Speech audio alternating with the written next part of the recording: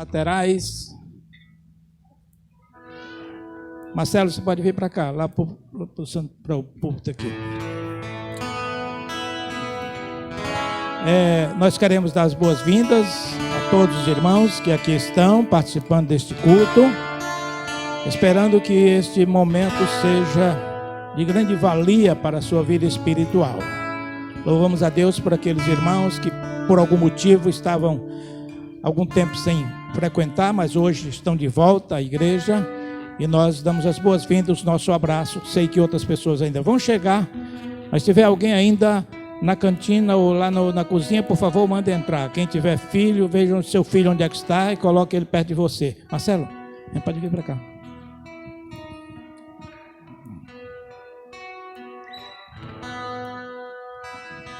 Alguém pode ir lá ajudar? Tem um menino ali correndo ali.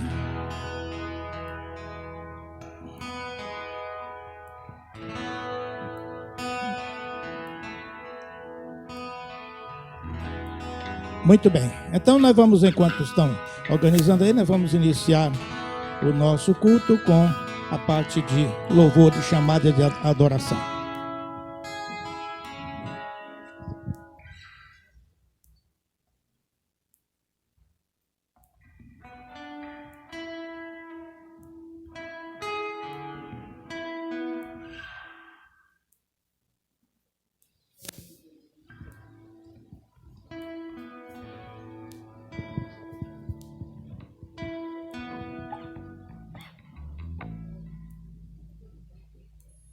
Oi. Graça e paz, igreja.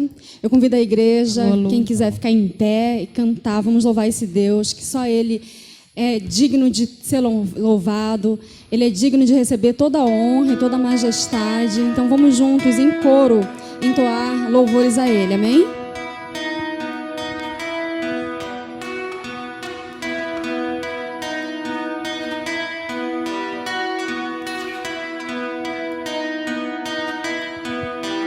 Não há outro como tu,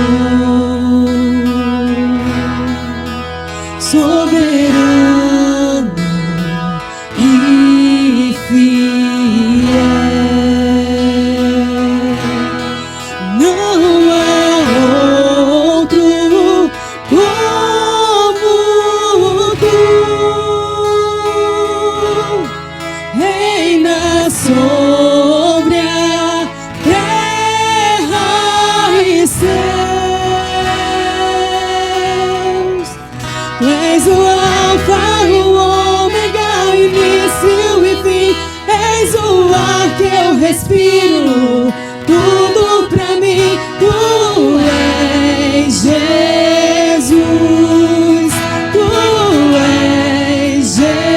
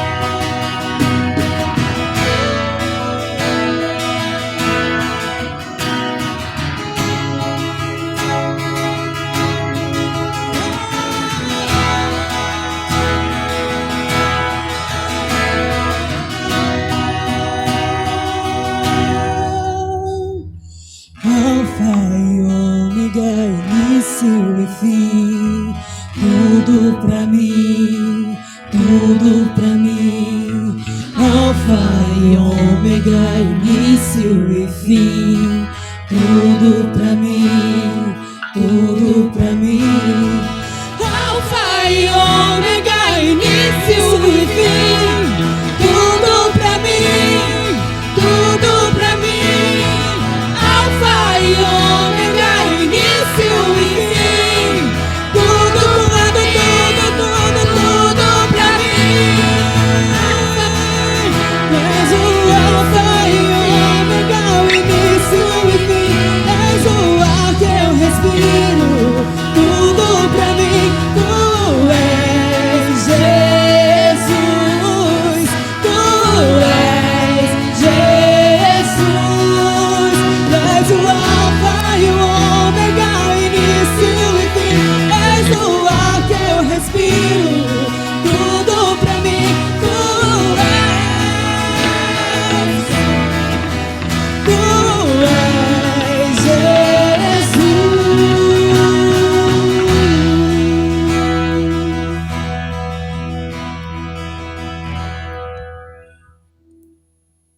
Nós vamos ler um texto em Romanos, capítulo 8.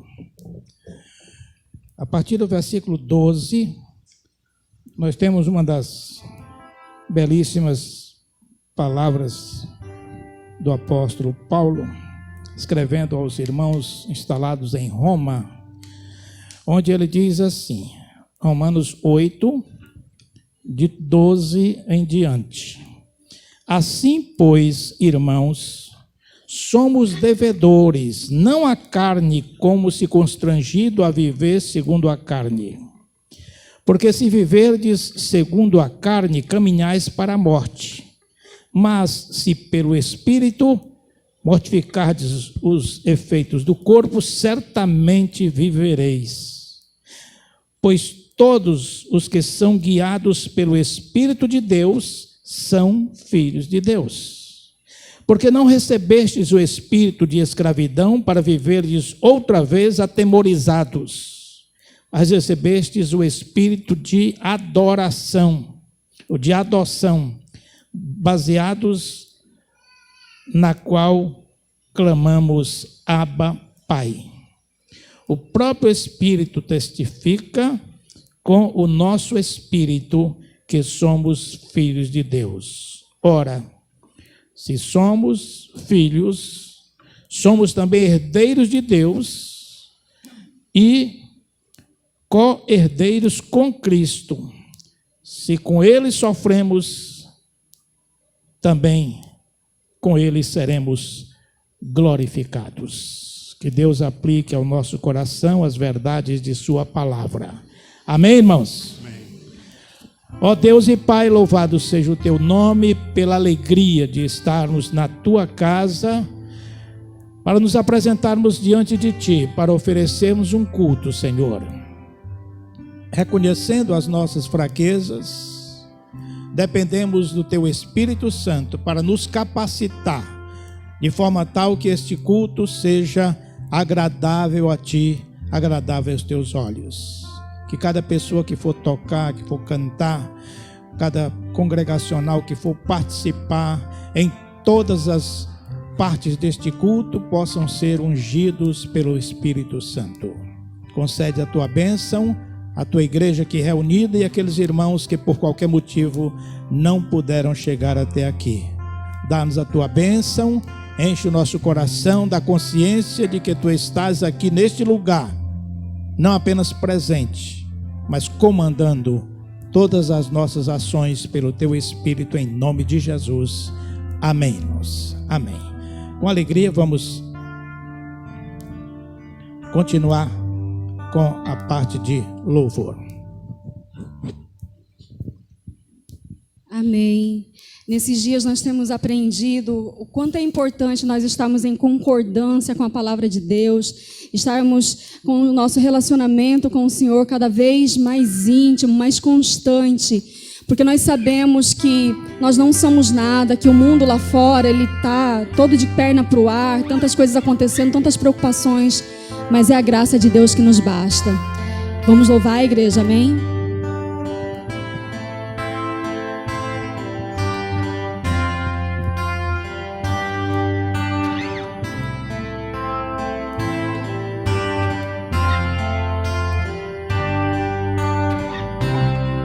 Eu não preciso ser reconhecido por ninguém. A minha glória é fazer com que conheçam a Ti, e que diminua eu, pra que Tu cresças, Senhor, mais e mais. E como os serafins que cobrem o rosto ante a Ti, escondo o rosto pra que vejam Tua face em mim, e que diminua eu, pra que Tu cresças, Senhor,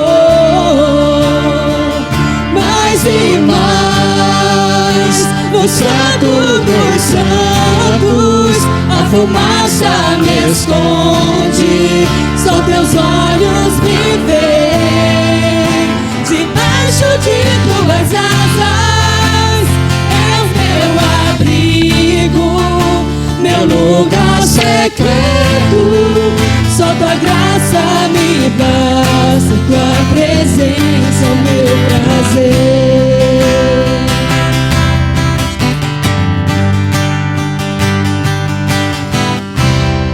Eu não preciso ser reconhecido por ninguém. A minha glória é fazer com que conheçam a Ti, e que diminua eu, pra que Tu cresças, Senhor, mais e mais. No santo dos santos, a fumaça me esconde, só Teus olhos me veem. Debaixo de Tuas asas é o meu abrigo, meu lugar secreto. Só Tua graça me basta, Tua presença é o meu prazer. A igreja canta. No santo dos santos, a fumaça me esconde, só Teus olhos me veem. Debaixo de Tuas asas é o meu abrigo, meu lugar secreto. Só Tua graça me basta, Tua presença é o meu prazer.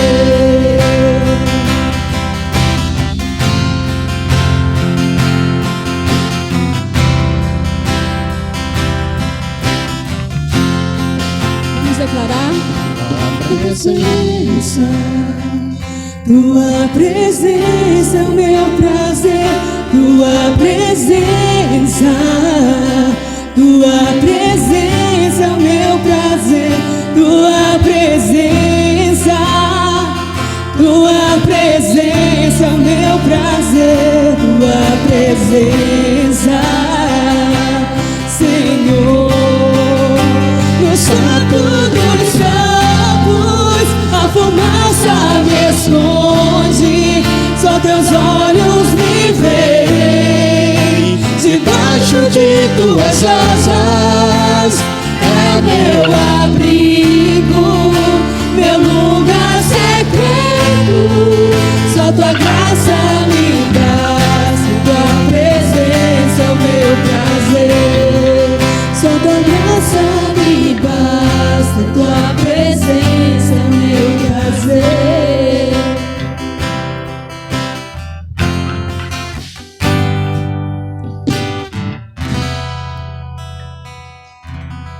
Visitando a nossa igreja, e eles cantam, gostam de louvar ao Senhor, e pediram a oportunidade, eu encaminhei para o irmão Júlio, e eles vão louvar ao Senhor. Antes desta música, deixa eu dizer que hoje nós vamos ter como pregador o nosso amado irmão Marcelo. Eu tenho passado uns dias muito difíceis emocionalmente. Problemas de ordem familiar, mas também muitas preocupações em relação à igreja, pessoas, e isso tem me abalado um pouco. Eu pedi ao Marcelo que pregasse hoje, porque eu não condição de pregar, eu teria. A questão da preparação, como está. Eu tenho pedido muito a Deus para aguentar esse tempo, sabe? Porque está difícil para todo mundo. Mas eu tenho pedido a Deus forças, porque eu já não sou mais criança, eu já passei dos 40, né? Então, tem que me cuidar. Faz tempo, né, Heriberto? Pois bem, e eu então me comuniquei com o irmão Marcelo e ele se prontificou a pregar. O irmão Marcelo estuda teologia, porque é uma pessoa estudiosa, que gosta de estudar, de se aprofundar na palavra de Deus, na Bíblia, e então já tem pregado aqui algumas vezes, porque ele é o vice-presidente da igreja. Na minha ausência, ele é quem assume, né? E hoje nós vamos ter a oportunidade de ouvir o irmão Marcelo. Antes do irmão Marcelo, deixa eu dizer aos irmãos também antes da música. Os irmãos viram esse novo painel aqui? No próximo domingo nós vamos ter um culto baseado neste tema aqui. O texto bíblico está aqui.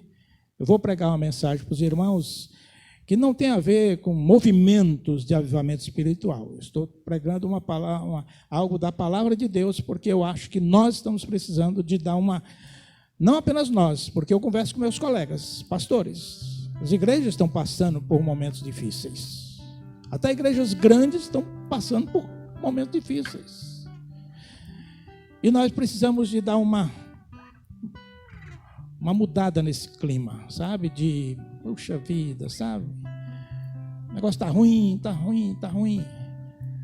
Nós não somos o capote, né? Que a gente chama aqui no Nordeste, que é a galinha da Angola, lá que o pessoal chama lá no Sudeste, né? Que fica cantando, tô fraco, tô fraco, tô fraco, tô fraco a vida toda. Até morrer. Pois bem, então não vamos ficar, o negócio está ruim, está ruim, está ruim. Eu sei que está ruim. Muita coisa ruim, mas também tem muita coisa boa. Vir à igreja e participar de um culto como esse, para mim, é um refrigério. É uma bênção. É uma bênção. Independentemente, se tem muita gente, se tem pouca gente, independentemente. Nós temos culto nas quintas-feiras, culto de oração, tem sido abençoadíssimo os cultos últimos aqui. Às vezes com pouca gente. Teve um culto que a gente fez no meu gabinete, só tinha, parece, 6, 7 pessoas. Mas nós temos feito aqui e tem sido cultos bastante abençoadores para nós. Então, eu queria convocar os irmãos para orarem a respeito deste assunto, deste tema. E no próximo sábado, eu quero um encontro com os irmãos. Eu não vou dizer quem é que tem que vir. Todo irmão que estiver interessado realmente nessa nova tomada de posição, a partir do próximo domingo, na vida desta igreja, para dar uma reviravolta e dizer ao inimigo que nós estamos com Jesus e as aflições vêm, mas nós vamos vencer, porque Jesus está no comando da nossa vida. Então, no próximo sábado, eu estarei aqui à noite, às 19 horas, para a gente conversar sobre a igreja. Eu vou trazer algumas propostas, vou combinar com o irmão Marcelo antes. Quinta-feira a gente tem um encontro marcado para isso, antes do culto, para a gente conversar. E eu queria muito, eu deixei para esse momento agora, para que ninguém saísse antes e percebessem que é um momento de muita seriedade e Deus está esperando que haja da nossa parte um ânimo novo, um reavivar da fé, um avivamento bíblico, baseado somente na palavra de Deus. Nada festivo, mas de profundidade, de quebrantamento espiritual diante do Senhor.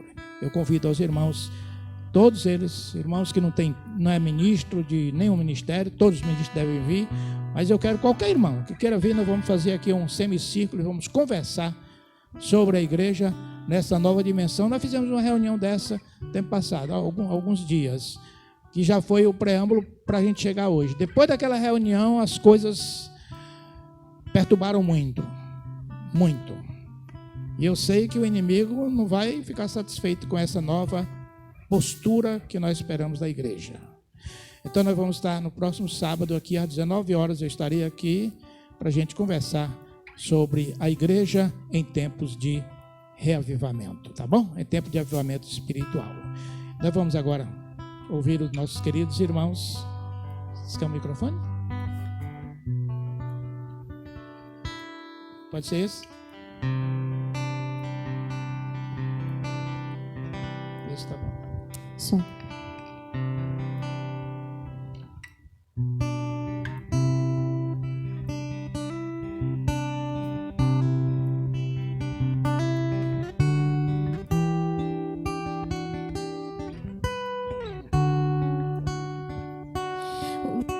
Orgulho me tirou do jardim, tua humildade colocou o jardim em mim.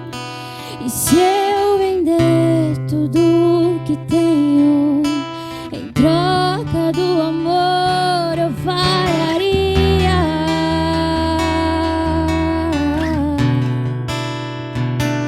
Pois o amor não se compra, nem se merece.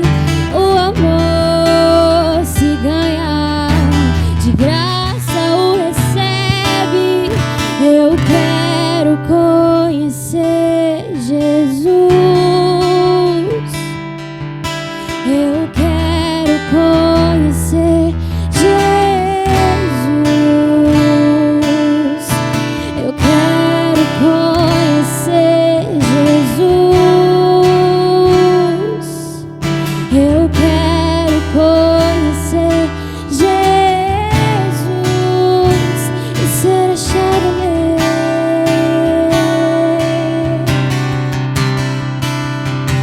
E ser achado nele.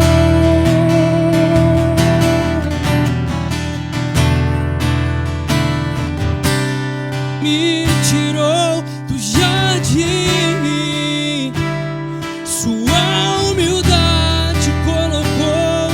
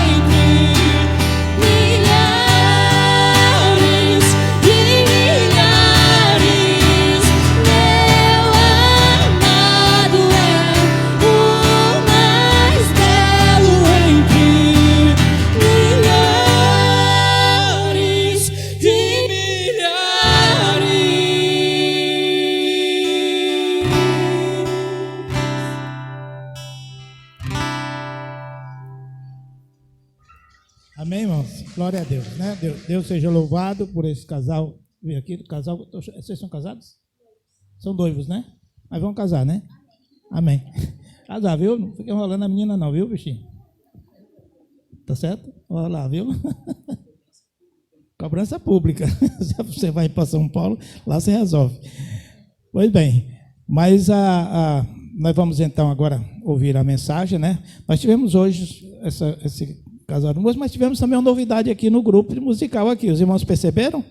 A irmã Suzana inaugurou hoje. Diz ela que estava nervosa. Mas não notou não, estava ótima, né? Foi muito bom o louvor, graças a Deus. Agora, meu amado irmão Marcelo, Deus te abençoe, viu?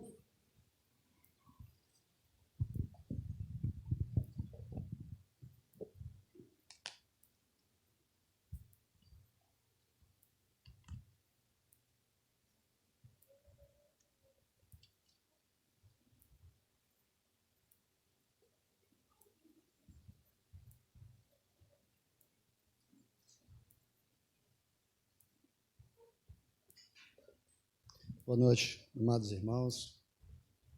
Que o Senhor nosso Deus possa nos abençoar e falar aos nossos corações através da palavra dele. Hoje está uma bênção, né? O casal, o cantor, Suzana e a irmã Cecília. Né? Que maravilha, que maravilha. Eu não ia mais nem pregar, mas como uma boa parte dos irmãos não vieram para a escola bíblica, porque a pregação começou na escola bíblica dominical hoje, tá? Então eu espero dar continuidade e que faça sentido. Mas, meu irmão Carlos, que Deus te abençoe grandemente. Assim, a lição de hoje foi assim, algo maravilhoso, falou muito ao meu coração. E que bom, quando a gente vem para uma escola bíblica dominical e se sente confortado, se sente fortalecido na palavra de Deus, a forma como foi exposta, né, como foi ministrada a aula, e a gente está abordando os assuntos, um assunto nessa escola bíblica, é que nós estamos falando dos conflitos. Oi?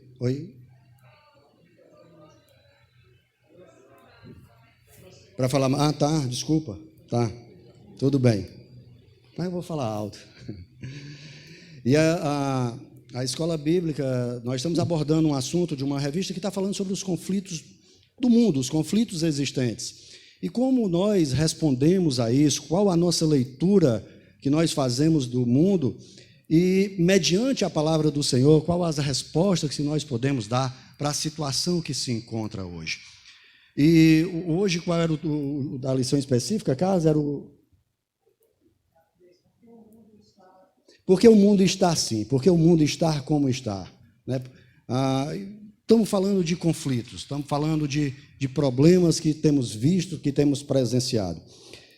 E é um fato que os conflitos são existentes. Né? Quem não passou por algum tipo de conflito? Eu me lembro muito bem que no início da pandemia, né, quando se decretou o lockdown, como aumentou o número de problemas familiares, problemas conjugais, pessoas que começaram a ter mais atritos dentro de casa por estarem mais próximos uns dos outros, por passarem mais tempos convivendo com o outro. Carlos Drummond de Andrade diz que a arte de viver é saber conviver. E conviver, convenhamos, é difícil. Impõe as suas dificuldades. Uma vida conjugal impõe as dificuldades, gera muitas vezes conflitos, gera-se conflito no meio familiar, no seio familiar, entre pais e filhos, filhos e pais. Gera-se conflito no ambiente de trabalho onde estamos inseridos. Gera-se conflito no seio da igreja, dentro da comunidade, aonde há essas relações interpessoais, muito provavelmente aconteça o conflito.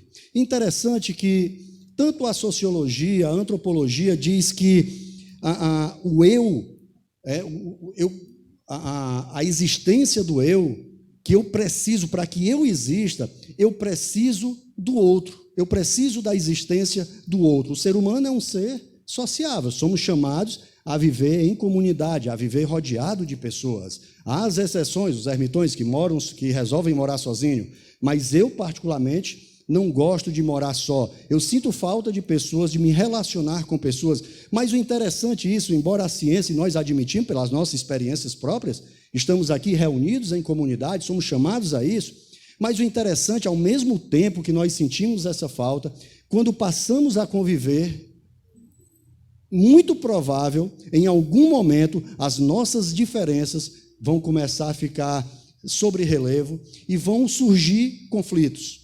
É muito comum haver conflito no meio da comunidade. Então, eu quero falar hoje sobre relacionamentos interpessoais.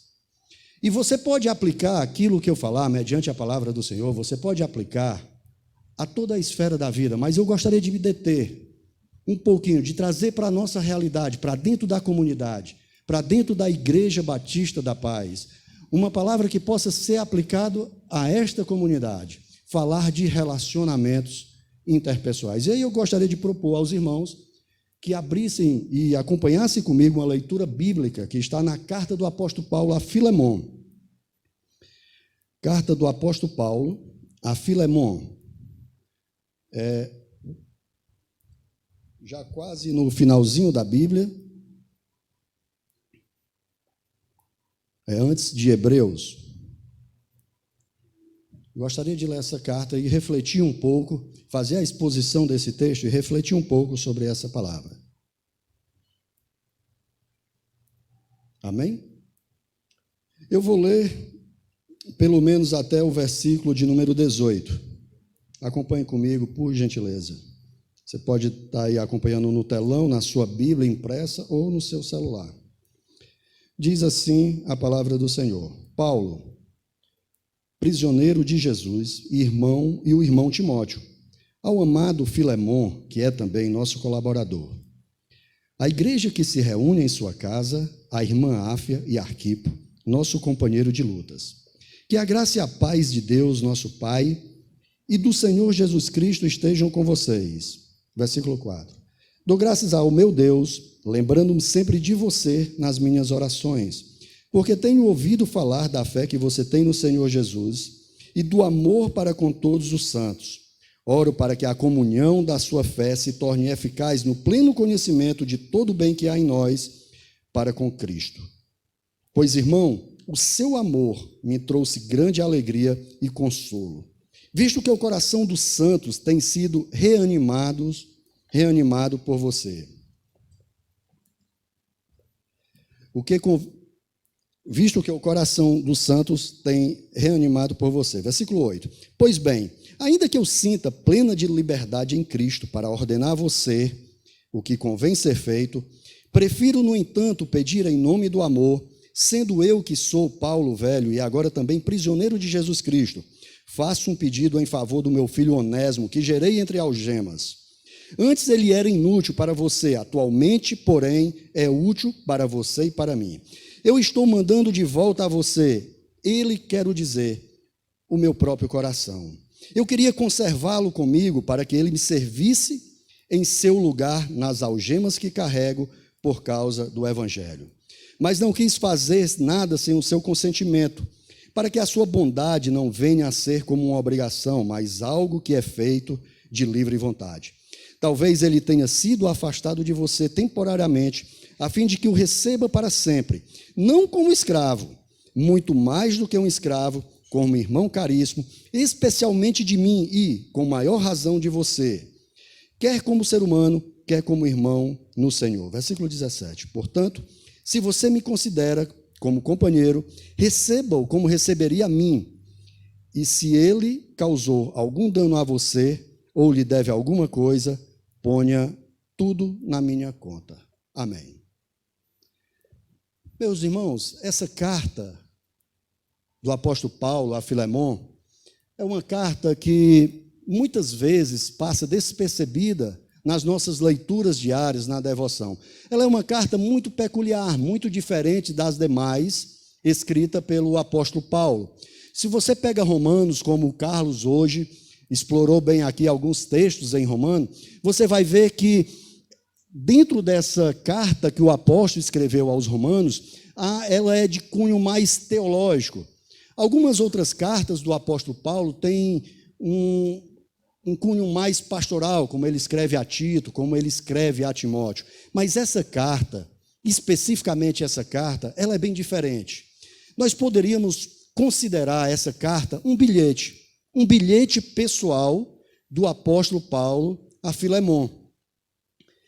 Ela não se enquadra com as demais em equivalência no seu conteúdo e na sua forma literária com as demais cartas escritas por Paulo. Mas aprove a Deus esta carta fazer parte do cano, fazer parte das escrituras sagradas. Glória a Deus por isso, que nós podemos meditar nessa carta e tirar lições importantes para as nossas vidas, principalmente porque é uma carta de foro íntimo do apóstolo Paulo. Paulo, quando escreve essa carta, ele está preso em Roma, provavelmente aqui na primeira prisão. E ele escreve essa carta a Filemon, que se encontra na cidade de Colosso. Provavelmente Filemon era o presbítero daquela igreja. Havia uma igreja funcionando na casa de Filemon. Mas você nota logo nos primeiros versículos que realmente Paulo tinha a intenção que essa carta fosse lida pela igreja. Ele fala que ele é prisioneiro do Senhor Jesus, está escrevendo a Filemon. Ele destaca mais duas pessoas, Áfia e Arquipo, que provavelmente davam suporte a Filemon na manutenção da igreja. Mas no versículo 2 ele vai dizer também que a igreja que está em sua casa. Então, obviamente, Paulo tinha sim a intenção que essa carta fosse lida, fosse conhecida para a igreja, não ficasse só de foro íntimo para Filemon. E qual o esboço dessa carta? Qual a espinha dorsal? Qual o assunto tratado nessa carta? O versículo 10 nos dá essa resposta. A carta toda gira em torno de um tema só. E qual é o tema? Um pedido que o apóstolo Paulo faz a Filemon. E um pedido inusitado, ele intercede, ele pede pela vida de uma pessoa chamada Onésimo, que o texto diz que era um escravo. Olha que interessante. Filemon era um homem da igreja, mas pelo texto a gente percebe que ele era um dono de escravo. E aí precisa que eu abrir um parênteses na mensagem para fazer uma explicação, porque mediante essa palavra, mediante essa carta, como alguns outros textos lidos fora de contexto, foram usados por muito tempo para dar sustentação à escravidão, ao regime de escravidão. Pegava-se essa carta e dizia, olha, o cristão, ele pode sim ser dono de escravo. E isso aconteceu principalmente no século XIX e XVIII. Pessoas que professavam o nome de Cristo, ao mesmo tempo, eram dono de escravo. E eram contextos completamente diferentes. Mas o fato é que, na ocasião da escrita dessa carta, Filemon era um dono de escravo. E aí você subentende já, para que seja um dono de escravo, subentende que ele era um homem de posses. E quando a gente lê desatentamente, nós podemos achar que Paulo agora está pedindo para que Filemon volte a ser escravo novamente.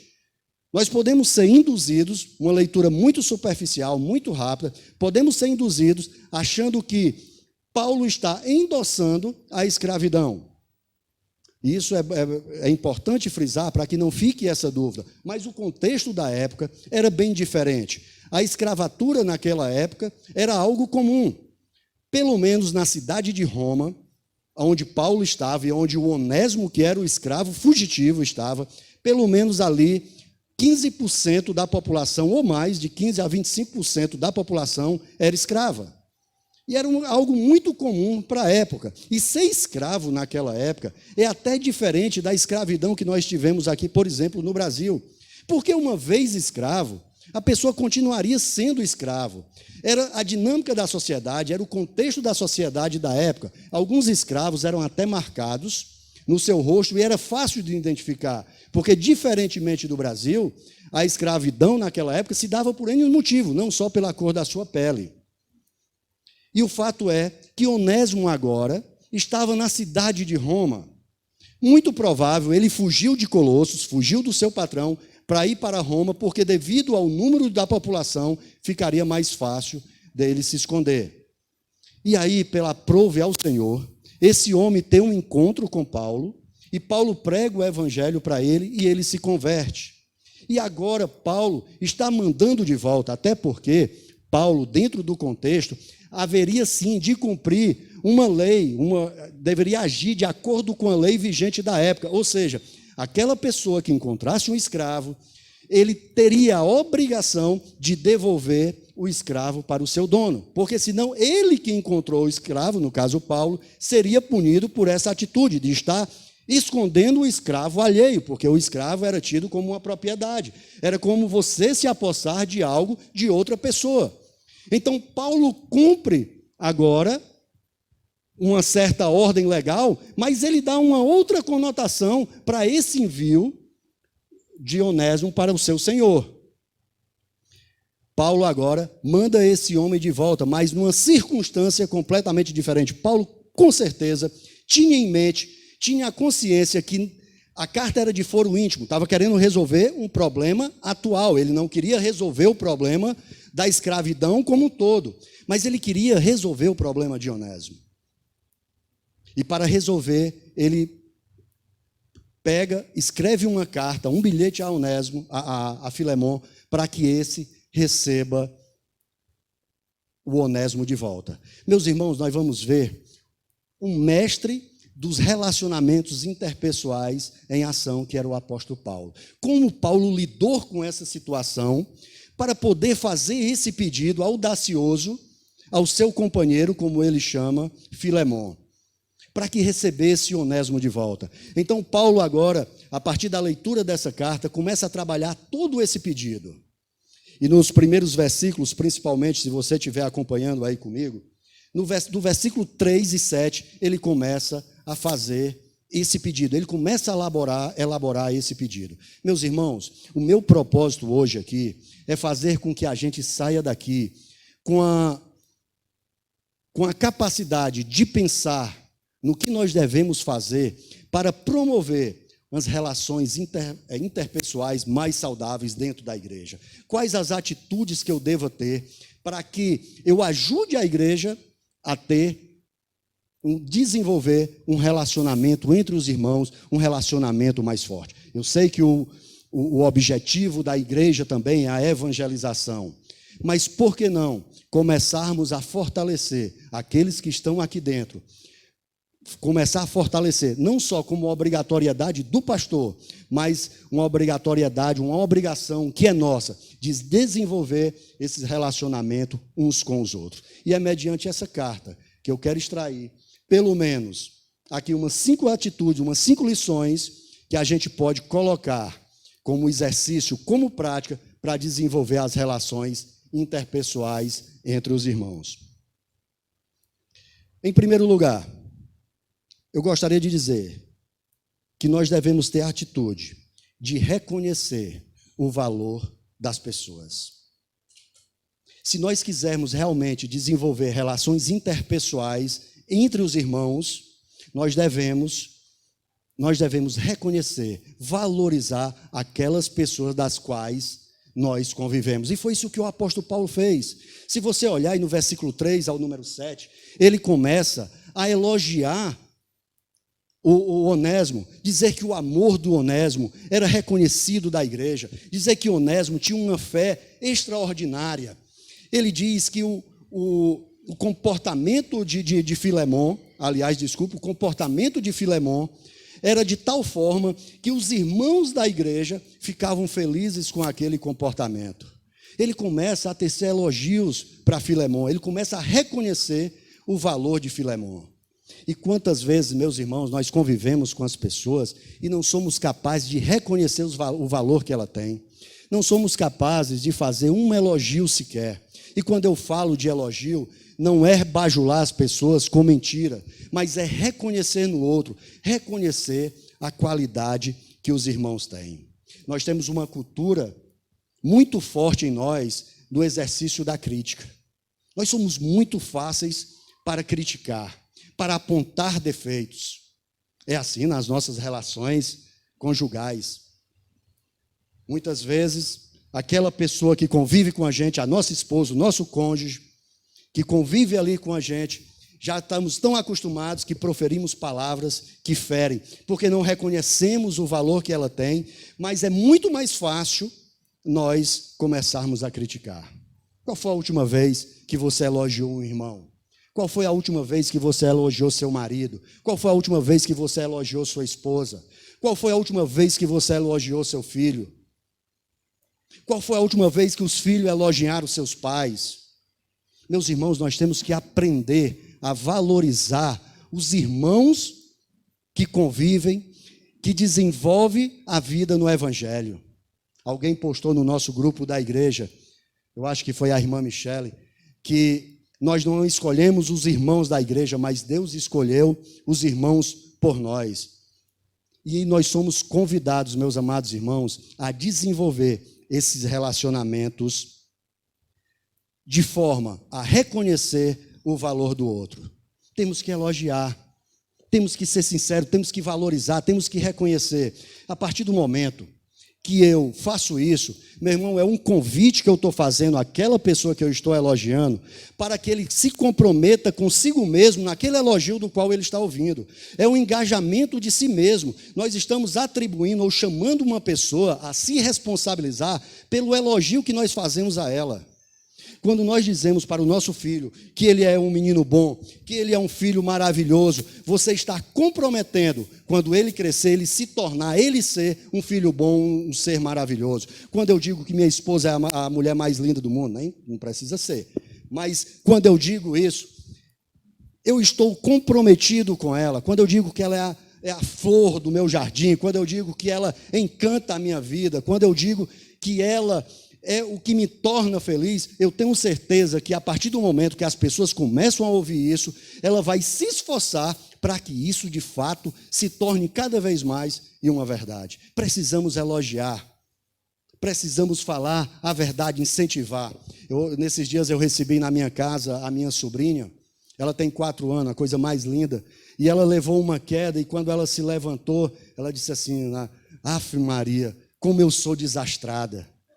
E eu olhei para ela e perguntei, Maria Liz, quem te disse isso? Não, todo mundo diz que eu sou desastrada. Eu disse, não, você não é desastrada. E ela, sou, tio, eu sou muito desastrada. Porque às vezes as pessoas começam, a criança começa a ouvir isso e vai crescendo. Quantas vezes eu já presenciei mães proferindo maldição contra os filhos, dizendo que o filho, quando crescer, não vai dar para nada, que vai ser um bandido, que vai ser um marginal. Meus irmãos, dentro da igreja não é diferente. Aprendamos a reconhecer o valor das pessoas. Em segundo lugar, qual outra característica nós podemos extrair aqui desse texto para que a gente desenvolva as relações pessoais, interpessoais e que a igreja possa cultivar isso e possa florescer, possa crescer e crescer em harmonia? Segundo lugar, versículo 8 e 9. Coloque-se em posição de paridade ou de igualdade. Veja só o que o versículo 8 e 9, o que é que o apóstolo Paulo fala. Ele diz assim, Filemon, eu poderia, como apóstolo, te mandar fazer o que convém.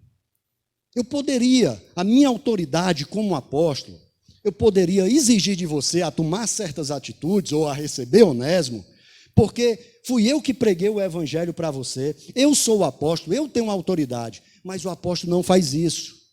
Ele diz ao contrário, todavia, eu prefiro fazer isso em nome do amor. Ou seja, Paulo aqui se coloca em pé de igualdade com o irmão Filemon, aquele que também ele evangelizou, aquele que ele, na visão dele, digamos assim, devia a vida eterna para ele, porque foi ele que evangelizou Filemon, foi ele que pregou, e através da pregação de Paulo, que Filemon se converteu. Mas Paulo não, Paulo desce do pedestal, se coloca no mesmo nível de Filemon, e diz, olha, eu poderia usar da minha posição, mas eu não vou fazer isso, eu prefiro fazer em nome do amor. Meus amados irmãos, o amor é o balizador, o amor é o que baliza as nossas relações, não é a minha posição social. Não é a minha capacidade de entender, de saber, de compreender, não é o meu intelecto, não é minha inteligência. Então, dentro da igreja, meus amados irmãos, nós temos que olhar para as pessoas de forma igualitária, tratar as pessoas de forma igual, não olhar de cima para baixo para os irmãos. Você já se relacionou com pessoas assim? Pessoas que, quando conversa com você, você sente aquele nível de empáfia, de autoridade, querendo impor sobre você? Há pessoas dessa forma, mas quando nós nos relacionamos dentro da comunidade, somos chamados a ter um comportamento igualitário, desenvolver relações que olhar para o irmão, reconhecendo como ele é, respeitando da forma que ele é, mas não o menosprezando, não fazendo prevalecer sobre o outro a nossa posição social. Às vezes é muito comum, quando se recebe uma pessoa na igreja, às vezes acontece isso, se dá local de destaque, porque é o fulano de tal que vem chegando, mas dentro da comunidade, somos chamados a sermos iguais, todos nós. Não há nenhum membro dentro da igreja superior ao outro. O pastor não é superior aos demais irmãos. Os demais irmãos não são superiores ao pastor. Somos chamados a ter uma vida igualitária, porque o nosso Senhor Jesus Cristo foi Ele mesmo que deu esse exemplo. Ele nos chamou a nós desenvolvermos essa relação. Não deixe a sua posição social nivelar ou interferir na relação que você tem com o irmão. Reconheça o valor das pessoas, elogie, coloque-se em posição de igualdade. Em terceiro lugar, versículo 10. Paulo agora faz o pedido dele. Ele diz, olha, Filemon, rogo, intercedo para que você receba Onésimo de volta. Meus amados irmãos, para que realmente tenhamos um desenvolvimento, um relacionamento entre os irmãos de forma saudáveis, precisamos ser ou ter a atitude de pacificadores. Precisamos promover a paz, precisamos promover a reconciliação, e era isso que o apóstolo Paulo estava fazendo aqui. Estava tentando reconciliar um escravo que tinha fugido, que muito provavelmente tinha defraudado, como informa o versículo 18, tinha defraudado o seu senhor, tinha roubado, tinha fugido para Roma, agora Paulo o manda de volta, mas tenta fazer uma reconciliação entre o senhor e o seu escravo. Tenta fazer uma reconciliação entre o escravo e o seu senhor. Meus amados irmãos, nós somos chamados a seres reconciliadores, porque foi isso que Jesus Cristo fez, nos reconciliou com Deus. Nós estávamos separados, como o Carlos leu hoje aqui, citou Romanos 3:23, nós estávamos separados de Deus e o próprio Senhor nos reconciliou com Ele. E como nós somos a imagem e semelhança do Senhor, nós somos chamados a promover a reconciliação. Mas muitas vezes, dentro da igreja, nós fazemos ao contrário. Relações que já estavam de forma quente, já estavam estremecidas, ao invés de nós promovermos a reconciliação, agirmos como pacificadores, muitas vezes nós colocamos lenha na fogueira.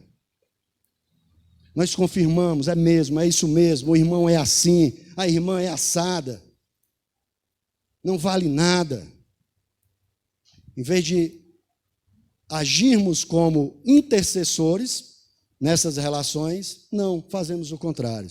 Meu irmão, nós somos chamados a serem pacificadores. A Bíblia diz, no Sermão do Monte, o Senhor Jesus diz que os pacificadores herdarão o reino de Deus. Meus irmãos, quando nós tivermos conflitos uns com os outros, tenha a atitude de pacificador. Promova o perdão. Seja você perdoando os outros ou promovendo o perdão entre os irmãos. Não seja agente de Satanás para causar a discórdia, mas promova a paz. Promova o perdão. Deus nos perdoou, nós não merecíamos, mas Ele nos perdoou. E eu tenho para mim que perdoar realmente é algo divino, é algo de Deus. Parece que está acima da nossa capacidade. Muitas vezes olhamos para certa situação e dizemos assim: não consigo perdoar esse irmão, não consigo perdoar essa irmã. O que ela fez foi muito grave, o que ele fez foi muito grave comigo, não consigo perdoar. Essa pessoa não merece perdão, e realmente não merece, porque se merecesse, você somente estaria exercendo a justiça. Se alguém te roubou e você o coloca na prisão, você está fazendo justiça. Mas quando você perdoa aquela pessoa que te ofendeu, você não só está exercendo justiça, mas você está fazendo sobressair o amor de Deus na vida daquela pessoa. Por isso que eu digo que o perdoar é divino, vem de Deus. E você, às vezes, pode dizer isso com razão: eu não consigo perdoar. E carece, sim, da intervenção divina. Se você tem mágoa no seu coração contra alguém, contra o irmão, coloque a sua vida em oração. Peça a Deus que lhe dê, coloque no seu coração o desejo de perdoar. Assistindo um filme, dar aqui um spoiler de um filme. Tem um filme nessas plataformas aí de filmes, que é chamado Eu Apenas Posso Imaginar. Não sei quantos aqui já assistiu esse filme. E trata de um cantor norte-americano. Ele foi o compositor de uma música que até hoje é a música mais vendida nos Estados Unidos.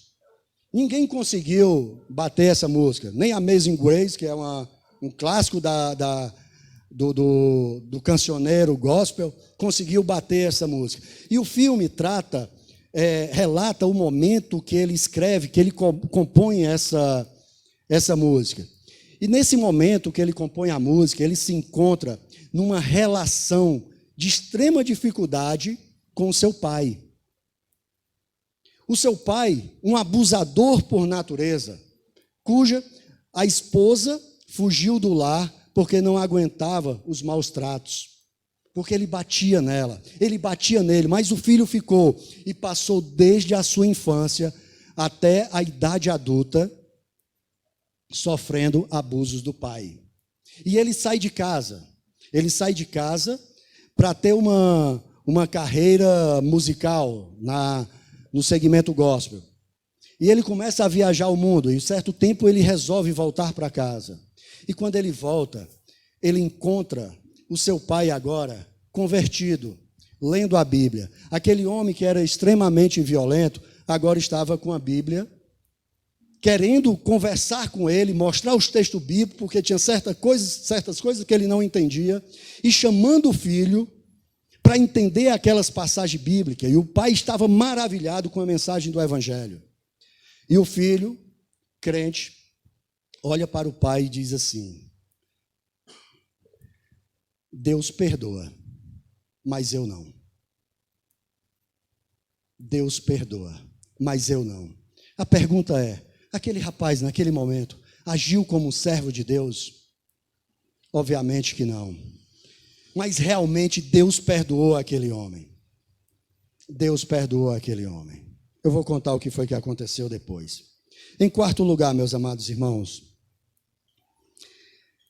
para mantermos relacionamentos interpessoais de forma saudável com os irmãos, acredite na transformação do ser humano. Foi isso que aconteceu com Paulo. Versículo 11. É interessante, quando no versículo 10 que Paulo faz o pedido a Filemon, ele diz assim no versículo 11: ora, antes esse homem, veja, acompanhe comigo, antes ele era inútil para você, atualmente, porém, é útil para você e para mim. Aqui há um trocadilho, há um jogo de palavras do apóstolo Paulo, porque a palavra útil aqui no grego quer dizer, é a palavra que designa o nome Onésimo. Ou seja, o Onésimo era um homem que ele poderia ser chamado de útil. E era muito comum se dar esse nome aos escravos.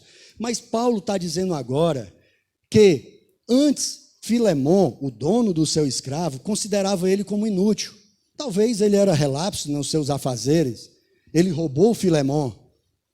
Mas Paulo agora está dizendo assim, olha, mas ele é útil. Acredite, meus amados irmãos, na capacidade de transformação das pessoas, não por elas mesmas, mas pelo poder transformador e regenerador do Evangelho. Aquelas pessoas que têm um contato, que há uma conversão verdadeira, que entregam a sua vida ao Senhor, têm a sua vida, têm os seus caminhos transformados. Por isso que a Bíblia diz que lá em 2 Coríntios, capítulo 5, versículo 17, diz: se alguém está em Cristo, é nova criatura, as coisas antigas passaram, eis que tudo se fez novo. Cultive dentro de você a capacidade imorredora de acreditar que as pessoas podem ser transformadas pelo poder do Evangelho. E às vezes as pessoas, nós olhamos para os irmãos, aquela pessoa que convive com a gente, não, esse daí não muda, esse daí não tem jeito. Mas o Evangelho é transformador. E aqui foi o que aconteceu com Onésimo. Paulo está dizendo agora, Onésimo, Filemon, recebe Onésimo de volta, porque agora ele foi transformado. Antes ele era inútil, mas agora ele é útil. Antes ele não fazia nada de proveitoso, mas agora ele vai te servir, como ele tem servido a mim. Paulo teve essa experiência com Onésimo. É mais ou menos o que Paulo está dizendo aqui, é mais ou menos uma pessoa que está dentro da igreja, e ela só faz guerra dentro da igreja. E você agora diz, olha, igreja, vamos receber a Maria da Paz de volta, porque a Maria da Paz antes era a Maria da guerra, ela só fazia guerra, mas agora vamos recebê-la como Maria da Paz. Meus irmãos, nós precisamos acreditar nas pessoas. Interessante que eu falei aqui do spoiler do filme, quando eu falei que Bart Millard, o nome desse rapaz, quando ele diz que ele não conseguiria perdoar o seu pai, só Deus perdoava, mas posteriormente ele vai e perdoa o seu pai, e quando ele perdoa o seu pai, ele começa a experimentar uma vivência maravilhosa com um homem completamente transformado. Muito obrigado, meu querido. Eu não coloquei no meu ponto do sermão, mas ajudar os irmãos é muito importante.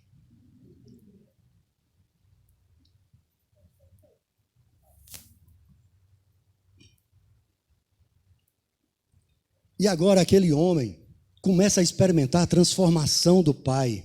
Ele vê o Evangelho mudando, quebrando completamente aquele homem ranzinza, aquele homem que era um abusador, que era um esbofeteador de mulheres. E do filho, ele chegou em certa ocasião a quebrar um prato na hora do almoço na cabeça do filho. Mas agora o filho começa a experimentar aquele homem que foi quebrado pelo Evangelho, ser transformado, ser mudado e se transformar em uma nova criatura. E nesse momento, o pai revela que está em fase terminal de câncer. E ele entra em choque, porque ele diz que nunca na vida experimentaram uma relação com o pai daquele jeito. O pai que foi transformado pelo Evangelho. E agora o pai está morrendo de câncer. E realmente o pai chega a falecer, morre de câncer.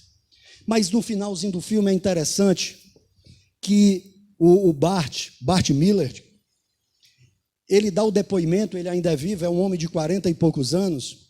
Ele diz que é isso que faz ele pregar o Evangelho. Porque se o Evangelho pode transformar um homem igualmente como o pai dele, pode transformar qualquer pessoa. E hoje ele vive pregando o Evangelho por aí. Meus amados irmãos, nós precisamos crer no poder regenerador e transformador do Evangelho. Quando olharmos para o irmão, mesmo que ele seja dotado de defeitos, precisamos sim acreditar que ele pode ser mudado pelo poder do Evangelho.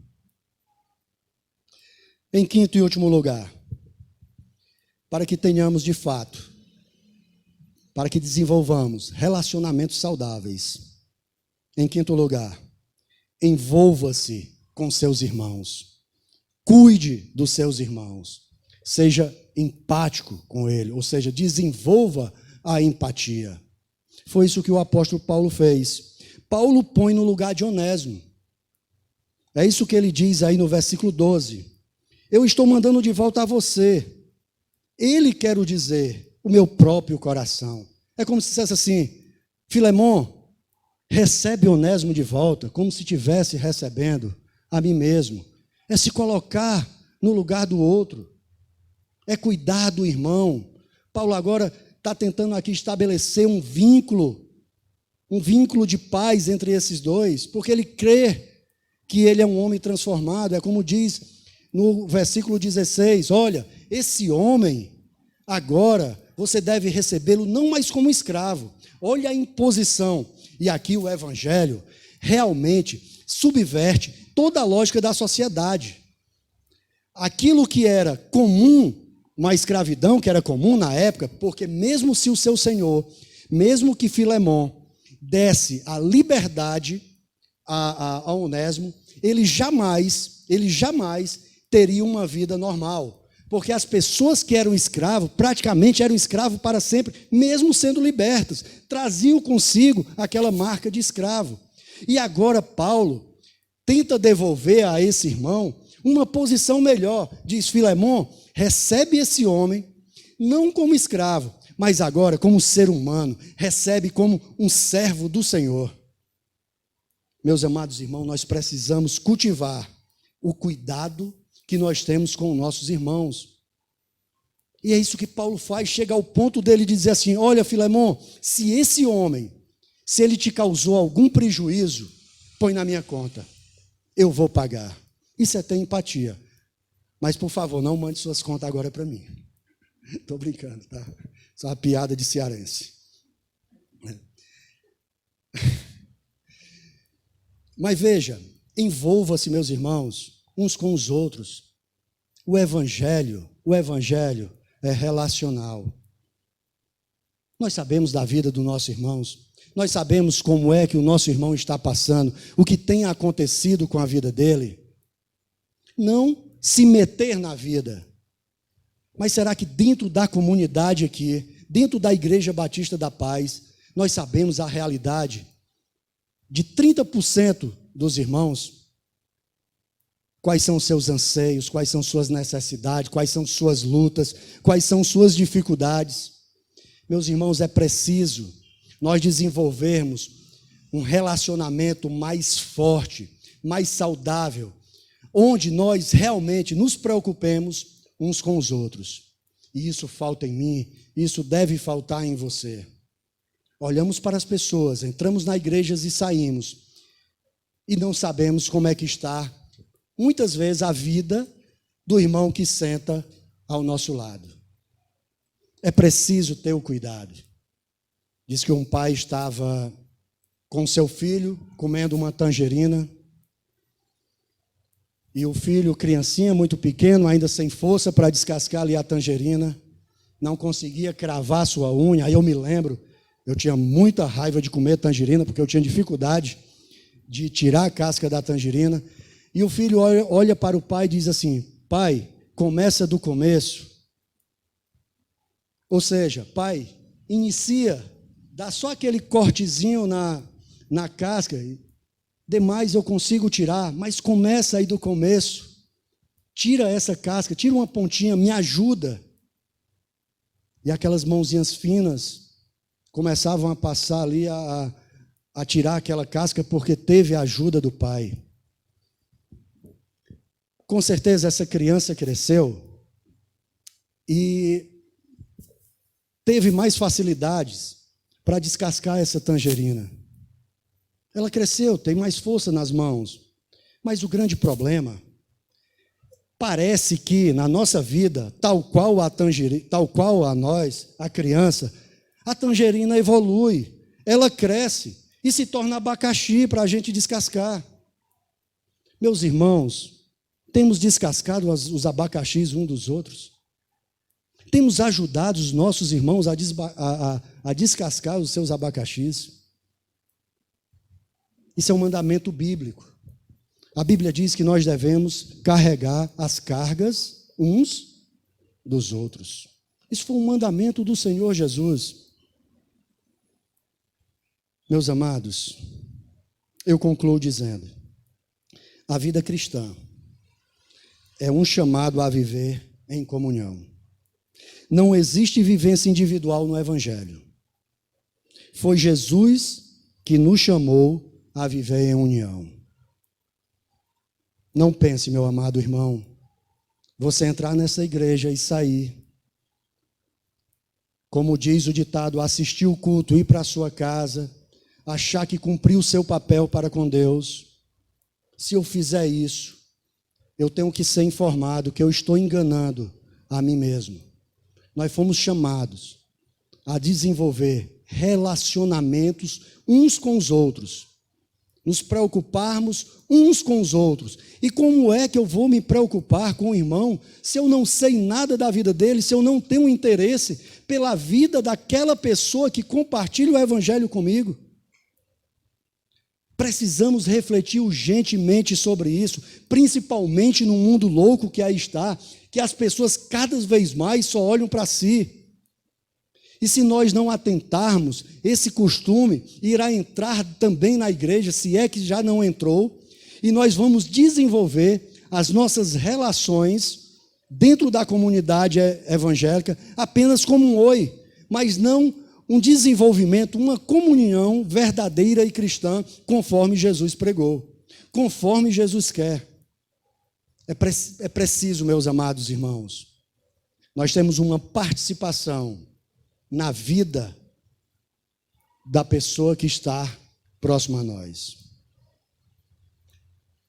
A Bíblia diz, se nós só dissermos que estamos orando pelas pessoas, mas não estamos movendo uma palha para alimentá-los, nós não estamos fazendo nada.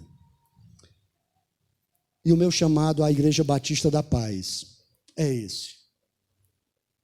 É que venhamos para cá com esse sentimento de desenvolvermos relações interpessoais, nos relacionarmos com os irmãos de forma saudável. O evangelho é coletivo. É ilusão achar que você pode viver o evangelho de forma isolada na sua casa. Quando eu me afastei do evangelho e eu comecei a retornar posteriormente, após alguns anos, eu dizia comigo mesmo, eu quero ir para uma igreja onde tenha muitas pessoas,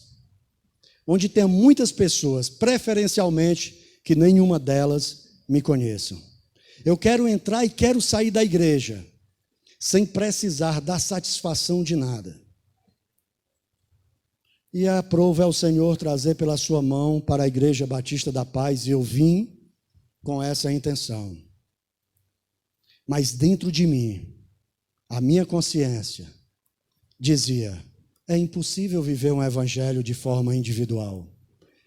É impossível viver o evangelho sem se preocupar com o outro. É difícil, é impossível viver o evangelho dessa forma. Meus irmãos, que Deus nos fale ao coração. Se envolva com a igreja, mas não com igrejas puramente institucional. Se envolva com a vida do seu irmão. Se preocupe com ele, ore com ele, mas caminhe junto com ele. E o que o nosso Senhor Jesus nos ajude nessa caminhada. Quando você estiver passando por situações que lhe coloquem em posição de conflito, lembre-se, nós fomos chamados à paz.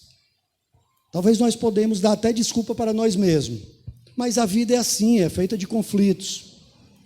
E a gente possa ser que entremos num conformismo e usamos isso como muletas, mas saiba que essa não é a vontade do Senhor. Que Deus nos abençoe. Amém, irmãos? Louvado seja Deus. Valeu, meu irmão. Deus te abençoe, viu? Uma benção. Vamos então ficar em pé? E vamos ao momento final do nosso culto. Antes, querendo lembrar aos irmãos o nosso culto de oração na quinta-feira. Por favor, venha. Quinta-feira, culto de oração. Começa às 19h30. Esteja aqui participando conosco, orando conosco, alimentando essas relações interpessoais tão importantes. Venha para cá, quinta-feira, para o nosso culto, e no sábado, a nossa reunião sobre esse assunto aqui, sobre avivamento. Aviva, ó Senhor, a tua obra. No mais, desejando que a semana que hoje se inicia seja uma semana de grandes maravilhas na sua vida. Grandes bênçãos, aquelas coisas pendentes, que Deus possa lhe abençoar, certo? E agora que a graça de nosso Senhor e Salvador Jesus Cristo, que o amor de Deus, nosso Pai, a comunhão e as consolações do Espírito Santo sejam com todos agora e para todos sempre. Amém, irmãos. Amém, irmãos. Amém. Vamos